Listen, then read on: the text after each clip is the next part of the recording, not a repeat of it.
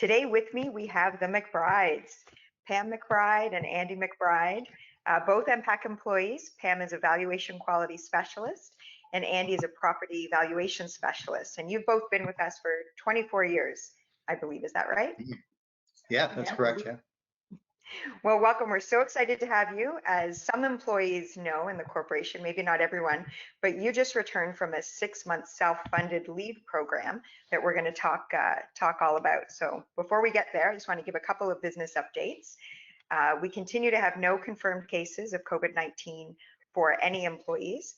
Our business continuity team is continuing to meet on a daily basis. We are analyzing all the information that's coming in from the government with all the changes of the reopening. And as there are changes that affect us, we will definitely be in touch. But now for today's virtual leader chat, very similar to previous formats. Carla, are you there? I'm here. Good morning, everyone. Good morning, Carla. Carla, this was one of your brainchild, so thank you to Carla for wanting to make sure we had the McBrides on. And if any of you have any questions, please use the chat function and Carla will address your questions. So Pam, Andy, you decided to make a 6-month dream vacation, take advantage of this beautiful self-funded leave program. You left on Christmas night, I believe, and fast forward to week 1 of us all working from isolation, you found yourself on a cruise ship in the South Pacific.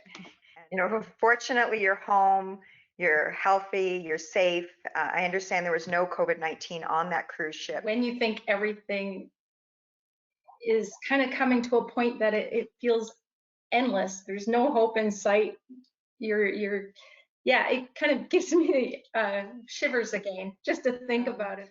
Probably a few days after the initial contact, and that part of it was hard too, because we were on this adventure and then we had to notify our kids that we were kind of lost in the middle of the Pacific Ocean. So that was a hard part to have to do, but yeah, it does bring back memories. Oh, I'm sure. Well, I mean, and as parents, you usually want to be the sign of strength, and this would have been a time you would have really needed your children to help you out. So before we get into the adventure and the ups and downs of the adventure, I want to talk a little bit about what brought you there, including the self-funded leave program. And for those of you at MPAC who have never heard of the self-funded leave program, because it is a program that is not all that well known, you have the ability to apply, set aside part of your salary, and then take up from 6 to 12 months off and then have that salary given back to you. So it really is a self-funded sabbatical that you could take advantage of, but not a lot of people do take advantage of it. And I think it's because a lot of people don't know about it. So maybe you could share how you learned about the self-funded leave program and what drove you to take it. Okay, it's back in 2016. We were at a zone meeting and I happened to be at a table with one of the people from HR. And I'd heard about the program a couple of years prior because one of the people we know out of the Richmond Hill office had done it. And so we were just talking during coffee break and I said, is that program still available, the self-funded leave? She said, no, absolutely, but nobody really takes advantage of it. I went, you know what? I'll call you next week. And so Pam and I chatted about it and we looked at the parameters. There was stuff online we could look at. And we thought, you know what, I think we can get a go at this. Let's think about it and then go through the application process, which there is. It goes through all sorts of levels, and the people that had to sign off on it, it was a surprise to them as well, even the program itself. And so it gathered a lot of interest as we went through that process and we got approved. No, it's great, and you know, it's a program we've had in place. I started as the CFO at MPAC, and it was a program that fell under my purview, and there were very few people who took advantage of it. And I always thought, what a great opportunity if you could take advantage of it. So hopefully now with you sharing this story, once we're all able to travel again and plan these wonderful trips, it might be something that would be of interest to people. So you said it was back in 2016. Obviously, you didn't take it until almost 2020. You know, how did you design your itinerary? What were some of the guiding principles that you had when you were building your dream trip? Well, you know, actually, it was a lot of fun, but then there was a lot of work and trying to figure out where did we really want to go and what did we want to do. So once we figured out where we wanted to go, the logistics kind of had to fall in place. we booked stuff, canceled it till we finally got the fit that we wanted. But you know, some things were structured and some things were pretty much just pliable, and we stumbled on adventures. So, but logistics, it got as finite as trying to figure out where we were going to leave our vehicles for 6 months, how we were going to get to the airports, you know, just fun stuff. But it all worked out almost. Now you had a motto, I understand, that you had for this trip, and what was that motto? Say yes before no. And how did you come up with that model, and how did you live it? You want to think? Well, yeah, I mean, I think we decided before we left that it is once in a lifetime adventure. And so let's take any opportunities that come forward. Let's say yes and try them. Maybe, you know, live outside the box a little bit and, you know, get beyond our fears of certain things, you know. For me, like flying in a little tiny plane, and some other things. So it was like, yeah, let's jump in with both feet, and we're able to sort of immerse in different cultures in that as well. Like we met just an absolute ton of people that were interested in adventures and experiences like every single day. Oh, that's amazing. And I also understand you weren't into social media a lot until you embarked on this trip, but you actually set up, I believe, an Instagram or Facebook page to actually chronicle a lot of your trip. Yeah. We did. We set up a page called Pandy on the Go on Instagram. And the reason we did that was because our family wanted to be with us, and we were going to be away a long time. So it kind of gave them a sense of being able to know where we were in the world at whatever given time. But it was also twofold. Sometimes just we told everybody that we were doing this. So, you know, coworkers would say, I hope you have a page because I want to follow it. And so we decided we need to come up with something. So Pandy on the Go just sounded like a good format or a good title. And then it was kind of funny because then we had to try and figure out how to make it interesting because we didn't want to bore anyone as they were following us. You had followers now. Yeah. Yeah. Well, I'm not on Instagram, but I know that Carla knew about it, so she, I think, was following you. Yeah. I understand you have about 4,000 pictures, and Justin, I think you have some of them that you're going to pull up on the screen, and maybe you can just tell us a little bit about each picture as he pulls them up. Sure. Oh, so that was a flight we took from Queenstown to Milford Sound. The roads had actually washed out the week before, so we were able to get a bus into Milford Sound and do the cruise and at the fjords. So we just went to Plan B and we went, let's fly. So we decided to jump on that little plane there and get over to Milford Sound. Very nice. This was in Mexico. There was a lot of excursions that you could book through your cruise line. We decided to get off and see what would happen. And we found this man who wanted to take us out in his little fishing boat, whale watching. So it ended up there was 6 of us in his boat. And so it was fabulous. He took us right up to the whales. You could almost touch them. It was amazing. Wow. Oh, I guess that's one of those things, say yes before no. We were actually driving home after we were done a little tour in Kauai. Yeah. It was Kauai. And we just seen, hey, waterfall to the left. So we took a quick left and drove up the street. And I mean, every 5 minutes in Hawaii, you get shots like this, but it's just, yeah, you know, just veer off your path, your normal path, and you'll find some interesting things. Yeah, there's beauty everywhere. Everywhere. This was in Boulder Beach in New Zealand. And ironically, this picture was taken as tide was coming in. And little did I know, those waves were going to come in and soak me right to the waist. And so there's a picture of me, a video of me screaming as I'm getting soaked because Andy could see it coming, but I had no idea. I was in the posing mode. So it gives us a chuckle every time we look. Oh yeah, people on the beach. Are you going to share the video with us so we can put it on the internet? So that we can. It's pretty funny. Yeah, we can. You may have to bleep out a word. Okay, we'll do some bleeping. That's amazing. Oh, I can speak to this one. This is a steampunk museum. It's one of those things where we said we're structured and then pliable. We kind of fell upon this on our travels one day. We had about a 3.5 hour travel from one city in New Zealand to the other. And it took us about 8.5 hours to get there because we just kept veering off and doing different things. The Steampunk Museum is not something we would normally go to or even think about. It was absolutely fantastic. I think we have 150 pictures from that alone. Yeah. That Oh, was a wow. fantastic day. And it was raining and stuff like that. So I don't know, it just seemed to fit the whole theme. It was fabulous. That's great. So for any of you who watch Lord of the Rings. Lord of the Rings, this is the Hobbiton set that was set in New Zealand. And they had, we learned about this, and a friend actually says, well, it's, pretty commercialized. I'm telling you, if you go to New Zealand, you can't miss it because it was fabulous.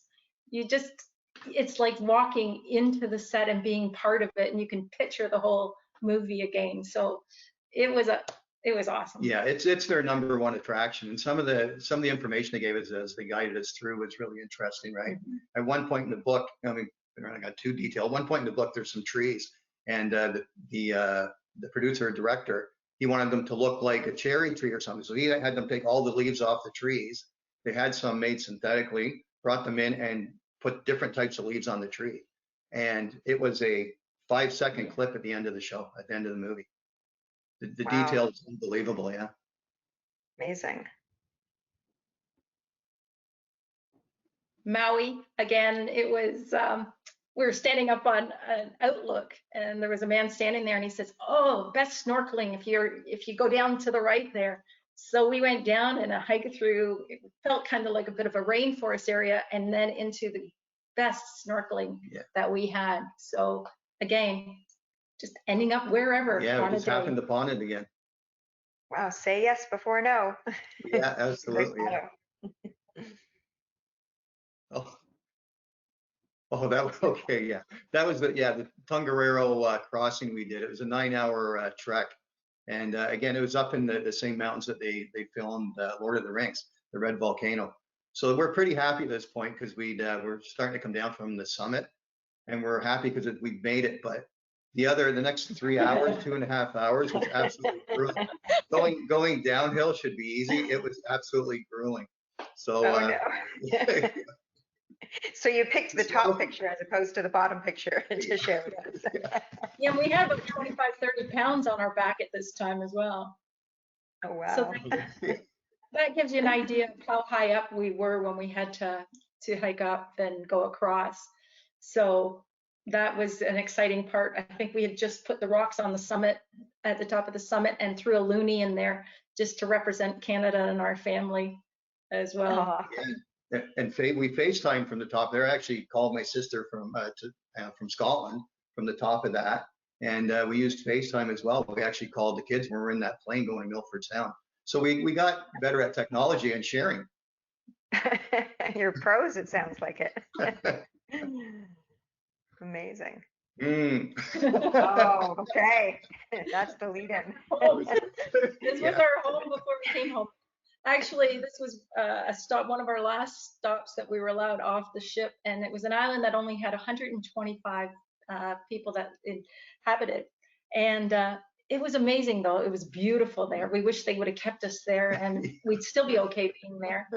Little kids in the school that were singing to us, and it was just, that was the calm before the storm. Yeah. Yeah. Oh, dear. Whoa, okay.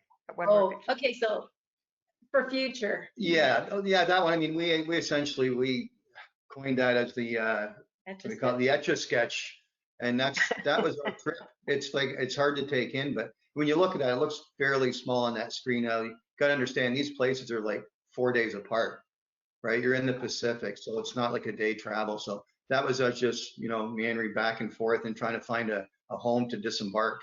So that was a grueling couple of weeks. You just took that picture off the TV screen, didn't you, in your room and from the cruise ship? Yeah, we did, Nicole. Yeah, the line should be a lot straighter than what they are in there. Oh. Well, before we get into that, I mean, the pictures are beautiful. It looks like you had some wonderful memories. You challenged yourself. You've got lots of great experiences. And then the cruise. So tell us, where were you and how did you first hear about the pandemic and what all of us were facing? Okay, I'll say first thing, I mean, there were some tricklings of a virus on the news. I'd say the first thing was when we went to get on the cruise ship, that particular cruise ship on February 28th, there was actually some people trying to get on the cruise ship just beside us, in the lineups. and they weren't allowed to get on the cruise because where they had traveled. So they weren't allowed on at that point. So that's the first time we really got an inclination that there was something going on, but it was still somewhere else because they weren't allowed on the cruise in Sydney because they had traveled somewhere else. So at that point, it was still somewhere, not where we were. And that just triggered a memory. They had taken our temperature that day. Yeah. Oh, yeah. Which I forgot completely about. They took our temperature getting on the ship. So it was out there. Yeah. But again, it wasn't a pandemic at that time. We were on the ship when it was announced that it became a pandemic. And we didn't know the extent because we were in our own little world. The socializing was still going on and nobody was sick. So therefore, although it was called a pandemic, it was almost looking at a horror story online as opposed to living it. So, especially if you're living, and it's funny that you say it was out there, because I think that's how we all felt as well. I mean, we knew that it was in Wuhan, we knew that things were popping up, but life was continuing on for us. And then it feels like when you look backwards in hindsight, it feels like in a number of days, it became this pandemic. And then all of a sudden, so I imagine you had the same experience, especially because nobody was sick on your boat. That was it. It's funny. We heard, I guess, a few days in after we left Sydney, we heard some news, and it was talking about Tom Hanks, who actually got COVID-19, as well as his wife, who were in Sydney. They were in Australia. So I was like, wow, we were just there. So that's when it started to trickle. And then March 11th, we got an announcement it was a pandemic. Wow. Now I understand there were a number of Canadians on the ship with you? Yeah, approximately 350. Did you find that as information was starting to trickle around, people were starting to congregate, and because that's what was happening here, everyone was starting to share information before everything caught up. So what was it like on the ship? Because I know from my experience, there's not a lot of, as you know, and just listening to your daughter's clip, you don't have, sufficient access to Wi-Fi. They only give you a number of TV stations. So how did you get your information? Well, ironically, the captain would come on every day at 10 o'clock. And when we actually realized there was an issue, Andy and I we were on the back of the ship, and we noticed the ship did a 180 and nothing had been announced. So we started asking around, and that's when things started to become a little bit more real. Our communication came a lot from people sharing, plus our oldest daughter had set up a website, and with that website there was information being shared from some passengers who had their own data, as well as they were watching the Norwegian Cruise Line site, and they were able to provide some news sometimes before we got it. So yeah, the internet on the ship was it was dead slow. I mean, sometimes you'd pay for it. It's very expensive, like Nikki mentioned on there. And honestly, sometimes it would take an hour to get one email down. So access to internet on the ship is almost non-existent. Wow. So you actually saw the ship do a 180-degree turn, but no communication. It came after. Yeah, probably about 2.5 hours after that, Nicole. Yeah, because Pam and I had seen it, and you're in the middle of the ocean. No sense really making turns. And we mentioned to some of our friends, and they were like, no. We went, no, we're actually traveling west again. We're supposed to be traveling east. 2.5 hours later, the captain came on and said we were heading back to Fiji to disembark in Fiji, because we were getting a lot of ports that were closing along the way. Our original itinerary changed quite a bit because of COVID starting to sneak in or become prevalent at that point. So that's the day we found out we were heading back to Fiji. And so then what happened? So you started to head back to Fiji, and then what happened then? Go ahead, you're better. Well, we were heading towards Fiji. It kind of becomes a bit blurred because we had left Fiji on the 10th of March. So that was the last time we actually got off land to go ashore. So we had 2.5, 3 days in going towards French Polynesia, did the turn. They told us we were going to Fiji. We didn't book flights on that one. And as we were getting closer, they announced that, no, you're not going, they're not letting us in, but we're gonna go to New Zealand. So the ship turned again, started towards New Zealand. They announced a port, which was gonna be quite far distance from Auckland. So then they announced again, no, we're actually taking you to Auckland. Then they announced probably at 9:30 at night, oh no, New Zealand's not accepting us. So now we're turning around again. So they started to head north. And now we're going back to where we left Fiji on the 11th. And then so what they said was, no, we're going there. So then we got more flights to go there. And as we were getting close, it was like, oh no, now they're not taking us either. So by this time, though, you're starting to get really frantic worrying about gas because we're going like this. And and then finally, we got the word saying we were going to Pago Pago, but they were only giving us gas and we weren't allowed off. And when we got there, there were police making sure none of us got off that ship. Yeah, and there was flights. I mean, there's people booked 5 and 6. We booked 4 flights. There were some people that booked 6 flights because every time we were going to stop, yeah, the captain would tell us, get flights booked because the ship's leaving the next day. And then, I mean, people trying to get their money back and deal with that internet online. There, at some points, there was 2,500 passengers almost, and there was about 12 or 14 computers with slow internet and people trying to book flights and cancel flights. So it was pandemonium. It really was. And those stresses, like I say, there's some people booked 6 flights and got to use 1. Now, when we watched the clip of your daughter, she said that people were starting to hoard food. So when did that all start, that you started to notice people doing that?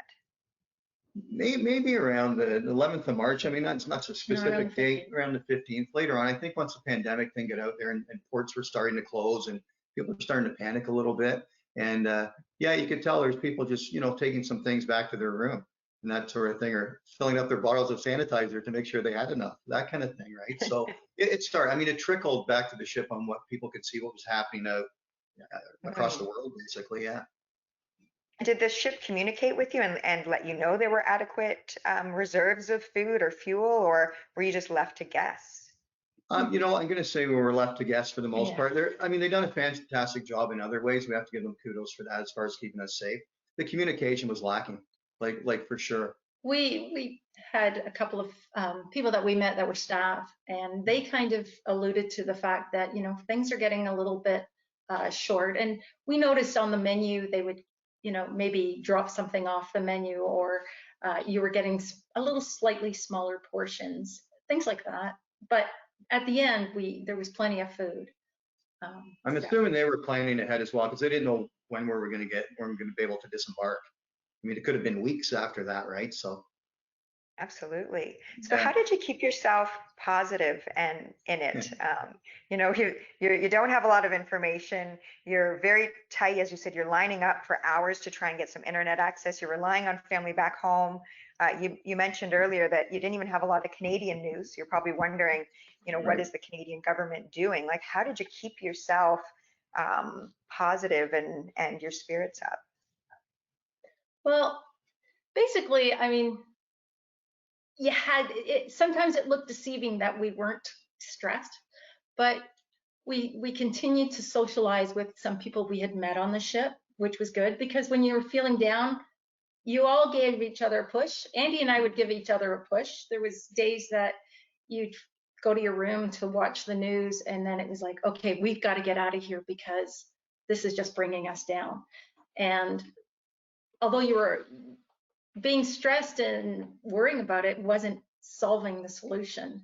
So I would say, again, just trying to keep walking, keep doing whatever we were doing. Yeah. And a lot of our stresses came from not so much our own safety, because honestly, there was no one sick on the ship. We weren't in lockdown. We were safe where we were.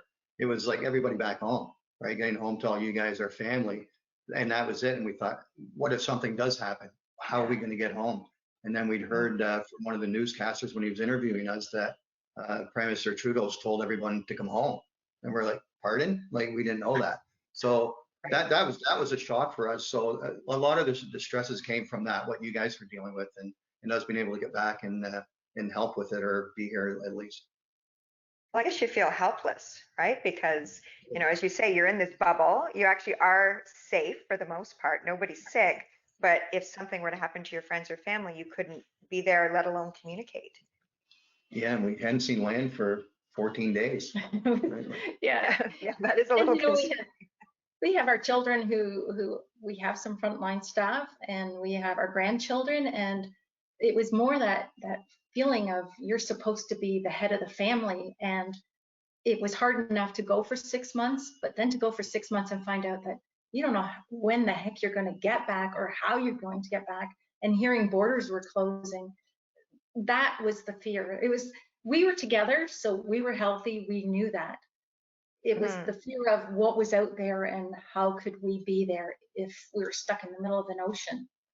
And the inability, I think the inability of Norwegian Cruise Lines at that time, I mean, they had a head office in Miami that were, in our opinion, essentially like making phone calls, begging for ports to get into. So that's why we contacted the kids. We went, someone needs to get involved in this and get the word out there so we get help, because Norwegian can't do it on their own. It's impossible. It's not happening. And let's talk about that for a minute, because you've got your children. You're normally supposed to be the source of strength, and now you're relying on them. And we saw the clip of your youngest daughter, Nikki, and she really stepped up. She stepped up. She took the interview. She was helping get everything organized, and Nikki has her own story. And if you wouldn't mind sharing, especially in spirit of Mental Health Week, how strong she has been for you and what she's overcome. Yeah, no, absolutely. Yeah, and mental health is what did they say? It's silent or invisible. Mental health's invisible sometimes, right? So, I mean, Nikki's very articulate. She's a beautiful girl. She's brilliant. But you don't know the struggle she's went through. To see her on there, Nikki has severe OCD, and she actually it's a year to the day that she actually completed a residential program at Sunnybrook Hospital, the Thompson Clinic, to actually help with their severe OCD. We honestly didn't know if Nikki was going to be here 2 years ago. No. I mean, we watched her. I mean, she had OCD for over 20 years. We didn't know from the time she was 8 years old, and it finally took a massive grip on her at 28. 2 years ago. Yeah, and at certain points she wasn't able to point at us. I don't know who knows about the OCD. She wasn't able to point at us because she thought we would die. At certain points, she had to point her tongue downwards. She couldn't point her nose towards us. We watched her take an hour to get off the chair. Like, it completely crippled her. And Nikki's a student counselor at one of the leading universities, right? I mean, she's a brilliant kid that way. So when we got to see, some people she needed help from, their jaws dropped when they actually realized what she had done in life and how she tackled this. But it's, I think the saying down at CAMH was, mental health is health, right? So it's kind of coming to the forefront, but it's a labyrinth of red tape, and to get her in that program, it's a world-class program with world-class doctors. They saved her life, but to get in there was a challenge on our part. And we apologized to her and our kids for having to reach out, because again, it was hard. And when we mentioned to Nikki that we felt so bad that she was taking this lead and having to be on the news and so on, she actually said, it's my way of helping, and it's actually helping me during this. So that was good to hear. I think we're all getting goosebumps. I'm sure right across the province. Like, what a brave, wonderful girl. And she's even shared her story, right? I think you said she's become an ambassador for it. So, because we know with mental health, it's the stigma and not talking about it. And she not only put in the work and the effort to help get herself better and be very successful, and as you say, a beautiful girl, but she shares her story. Absolutely, yeah, and that's the most important part. She's always willing to, and she's been a spokesperson for the Thompson Center at Sunnybrook Hospital as well. And they were fabulous. And we told them when she went in there, like, you need to be straight with her because she's a brilliant kid. She'll remember everything. They were like, oh, okay. And a couple of weeks after we went and talked to them, they went, yeah, now we get it, right? So they adored her, and they worked so hard. Some of the stuff they have to go through to get through that program, it's horrible. It's actually horrible. So after that interview, I'm sure Nikki was like done for the day. Another couple of days really after that, they exhausted her. Yeah. Wow. Well, thank you for sharing that story. I know it's hard for you to share, but I think we all learn a benefit just from talking about it. And kudos to Nikki, because she's a rock star, and she's winning it. So really, really proud of her and proud of you for all of that. I want to come back to the ship a little bit. So you're still not off the ship. You're keeping positive. You're getting out. You're doing your walks. You're supporting each other, I'm sure. but how was the staff in all of this? Like, what were they doing? Were they, were they able to help alleviate some of the fears? Like, what were some of the protocols that the ship was putting in place? But the protocols to keep us safe was fabulous. I mean, they cleaned the ship every day with disinfectant, like all those hallways. They took away the hardcover menus and just made them paper menus, and they threw away after we used them. So that part, they kept us safe. I think even at one point, the captain done an announcement and said to be on a ship like 2 or 3 weeks with no sort of virus or anything going on is actually unheard of. So I mean, that part was great. The staff, they kept things up. Entertainment was fabulous. We were entertained from the time you opened your eyes to you didn't have to close them at night if you were a party animal. Yeah. But the staff were great that way. And I think, if you try and live the whole experience, you include the staff as being people, not just staff. So sometimes we're helping each other through what was happening because they were less informed than we were. So when we found out information, the people that we spoke with, we always shared it, and they were great. Even the buffets were no longer buffets. They had to service everything, and you had to thank them because if you wanted, extra cream in your coffee, they had to put it in for you, and you couldn't, you couldn't say a bad thing. And we had some of the staff come to us and say, like, that webpage that our oldest daughter Cassie put together, there's like 1,000 people on there. Well, there was a lot of families of staff on there as well, because they were getting less information than we were. So that was an avenue for them to actually communicate with their families, and most of them back in the Philippines. It was like, so it was staff, so they got the information through there. So, and there was sidebar conversations, right, with the staff and other passengers on the stresses that were there. So yeah, they gave us some insight and we were able to give them some insight. So it was sort of a symbiotic relationship, I think. Well, kudos to you and your whole family for doing that, because the one thing we've learned through this pandemic is you can't communicate enough. So communicate, and that's why we're doing these virtual leader chats 3 days a week. Anytime there's any new information, we put it out there, because in the absence of it, you worry and you tell yourself potentially a negative story. So kudos for you and all of your daughters on doing that. I'm going to ask Carla if any questions have come in before we talk about your adventure of getting off the ship. Hi, good morning. Yes, so we do have some questions. The main one, the resounding one that comes through is, will you do a cruise again? Definitely. Yes, absolutely. Definitely. Yeah, absolutely, yeah. Because it wasn't the cruise ship's fault that a pandemic hit. And if we didn't have any concerns here at home, we could have went and floated around the ocean and been, I didn't have to make my bed or do my own laundry or, cook my meals. So, yes. Yeah, the life on the ship was pretty good. And we met some friends on the ship that have actually already booked other cruises into next year. Oh, great. Good. Well, we all have to get back at it, right? You fall off the bike, you get back on. But I think it's going to take a little bit of time for all of us. Yeah. So now tell us how you finally got off. Where did you get off and where did you go? And by now you've probably booked 10 different flights to try and get yourself home. Absolutely. Well, we were limping towards Honolulu because the ship had went down to one engine. We lost an engine on that 5-day trip. Oh, you lost an engine on top of all that. Oh, of course, yeah, right? Wouldn't be a good story without losing an engine. So, and that was a 5-day trip. We lost one engine about 2 days in, and there's a picture of Pam and I somewhere. You can see the back of the ship, and there's like just one engine. So that was a big concern. And we were watching a ship in front of us. I believe it was the Mazdam that had went to Honolulu as well and got turned away, and they went into lockdown. So even as we were heading towards Honolulu, we didn't know whether we were going to get off the ship or not. NCL had to negotiate with the government there that they would provide chartered buses, chartered planes. So we were allowed to disembark. And that was almost emotional. We were one of the first ones off, and looking back at everybody on the ship still waiting to get off, right? That was emotional. So they put us on a bus, and there was Hawaii 5-0 everywhere. We had like armed security, like police, like taking us to the airport. We got to the airport. They actually sent us back to the docks, and we went, we're not getting back on that ship. We're not getting back on there. They went, no, it's just there's an issue with the planes. They took us back. We weren't allowed off the bus. We were 6.5 hours sitting on that bus.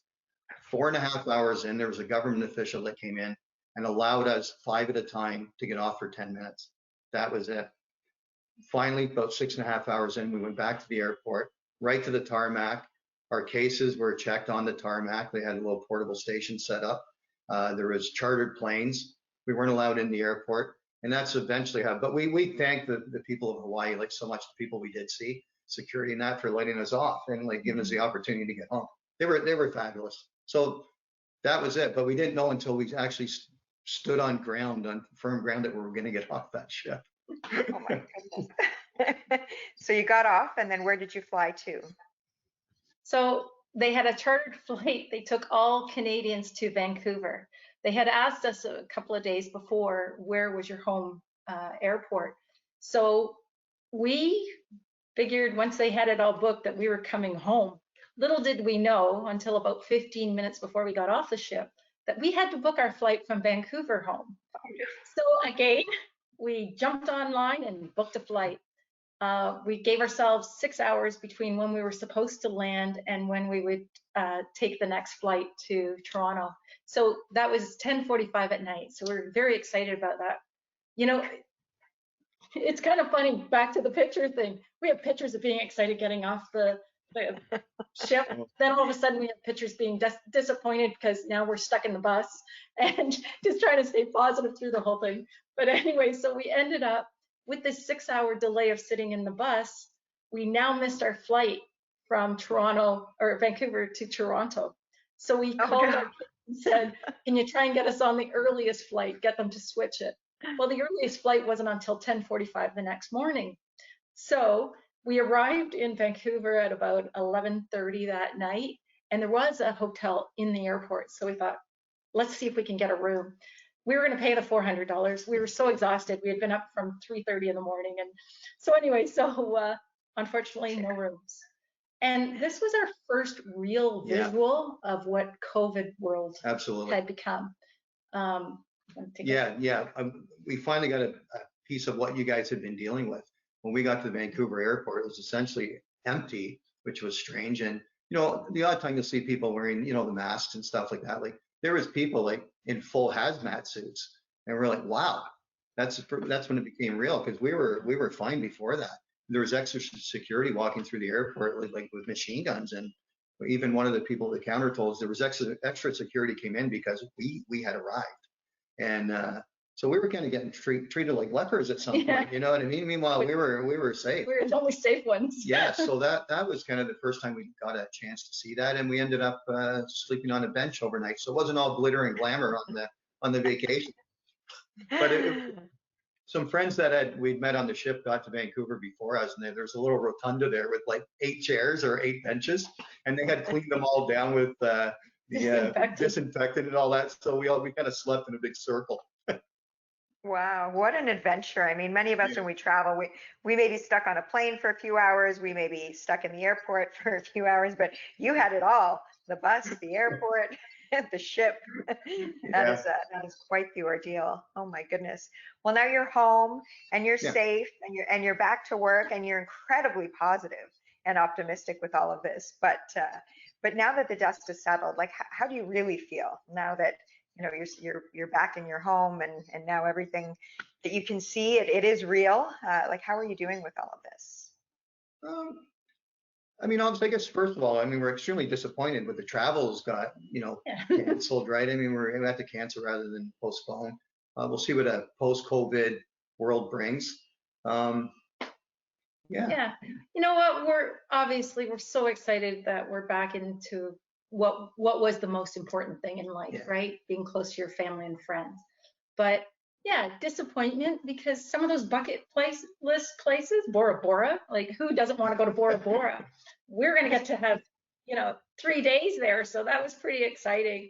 And, you know, the Rock of Gibraltar, my grandfather actually was washed off a ship at the Rock of Gibraltar. So once we were supposed to go Europe side, that was going to be one of the places that I wanted to visit. So yeah, I mean, disappointment, of course. yeah, it comes back to, yes, we're healthy and happy, but Oh, absolutely, right? I mean, Yeah. that's the main thing. Everybody that we know is close is healthy, and that's the most important thing right now. And we got a couple of months out of the 6-month trip, and we have thousands of pictures. Like I think honestly, 4,000, hundreds I of, understand. yeah, I think that was being somewhat conservative, Nicole, telling the truth. I think it's more. Oh, really? But, yeah, And a absolutely. video that you're going to share. We want the video of you with the tidal wave coming in. Yeah, yeah. And hundreds of stories. So, I mean, we're definitely thankful for that, for sure. we may Well, one have of the run out of, things sorry, I was just saying we might run out of space on our phones to take photos if we just kept going. Yeah. It's a good problem to have. Well, you mentioned being thankful, and as you know, at MPAC, like we're all very grateful for our employer. We're grateful that we're all healthy and safe, and that none of us, have COVID-19. And we actually launched, as you know, a gratitude team who's going to come on in a minute. But what is one thing that you're grateful for as you sit here today? Well, I think the trip itself, like we said, being able to get that 2 months in, and honestly, to give kudos to you and the corporation. I mean, for us to be able to come back and everyone in the corporation being able to work from home and actually collect a wage takes a huge stress off, right? I mean, we may be the anomaly out there. There's a lot of people at home that have financial pressures and stresses that at least that's alleviated. So we're thankful for that, for sure. Yeah, and we're thankful that we those 2 months, we're excluding the month on the ship because we really didn't get to do much on there, but the 2 months that we left and went on these travels, we enjoyed every minute. We didn't want to come back saying we wish we would have. So again, that say yes before no. We did it all. There was only one thing we said that we didn't do that we should have, and that was at the Steampunk Museum. We should have got dressed in the costume, but it was cold and we didn't want to. So that was the only I wish I would have that was in our control. So yeah, just Oh yeah, and we do all thankful that. for it Yeah. all. Oh, absolutely. And we do it again in a second, right? I mean, and it had hiccups, like you mentioned. We rerouted flights. I mean, we had broken windshield in the rental car. We flew in planes that really shouldn't fly over the Pacific. They were way too old and way Oh, too dear. small. I mean, yeah, we had some great Airbnbs and not so great Airbnbs, and we ended up in some less than fabulous establishments along the way. And so we had lots of stories that way and just a ton of positives, but we would do it all again like that in a second. That's amazing. Well, by all accounts, from start to finish, you could say it was an adventure. and Absolutely. and definitely memories that will last. And we're so grateful for you to share your story with us. And we're so grateful that you're home and that you're safe and that you're back part of the MPAC family. So thank you so much for joining us today. And I'm actually going to ask the Gratitude Project. We have a couple of members from the Gratitude Project to come on the screen. We have Sam Gajar-Davulu and Tracy Pringle. And I'd like you to come on the screen and tell us a little bit. Hello, good morning. Good Tell us morning. a little bit about how our gratitude challenge has been going. Now that we're all in the spirit of being grateful after that amazing story. Absolutely. Hi, Nicole. Hi, Tracy. And hello, everybody. Just to start off, wanted to give you a little background about the initiative. So the idea of the Gratitude Project came from one of our very own MPAC employees, and that was Twyla Roberts.